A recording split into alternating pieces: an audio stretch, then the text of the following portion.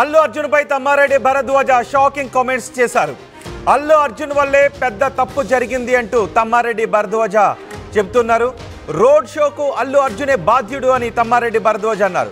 తప్పు చేసి దాన్ని కవర్ చేయడానికి అబద్ధాలు చెప్పడం వల్ల ఇండస్ట్రీ పెద్దలంతా సీఎం ముందు కూర్చోవాల్సి వచ్చింది అంటూ తమ్మారెడ్డి భరద్వాజ సంచలన వ్యాఖ్యలు చేశారు. ఒక మనిషి కోసం, అతని ఈగో కోసం ఇండస్ట్రీ అంతా సీఎం ముందు తల వంచాల్సిన పరిస్థితి వచ్చింది అంటూ తమ్మారెడ్డి మాట్లాడారు. పుష్ప 2 రిలీజ్ సమయంలో సంధ్యా థియేటర్ దగ్గర జరిగిన తొక్కిస్లాట తర్వాత జరిగిన పరిణామాలు కూడా మనం చూడొచ్చు. ఆ తొక్కిస్లాట పెద్ద ఎత్తున దేశవ్యాప్తంగా చర్చనీయాంశంగా మారింది. రేవతి అనే మహిళ చనిపోయారు. ఒక పిల్లాడు చావు బతుకుల మధ్య ఉన్నాడు. ఆ తర్వాత దానిపై ప్రభుత్వం సీరియస్గా స్పందించింది. అల్లు అర్జున్ అరెస్ట్ అయ్యాడు, బెయిల్పై విడుదలయ్యాడు. ఆ తర్వాత సినీ పరిశ్రమ అంతా అల్లు అర్జున్ని చూసొచ్చింది.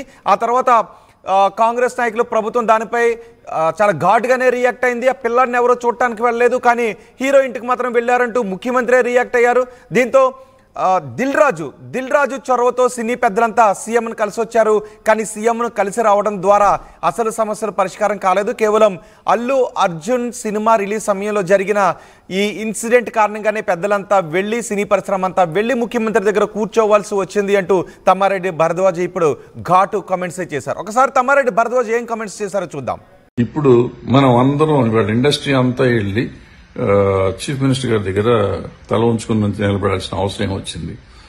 ఒక మనిషి కోసం తప్పు అయితే జరిగింది, తెలియకుండా ఆయన బాధ్యుడయ్యాడు. సో ఏదైనా గానీ తప్పే.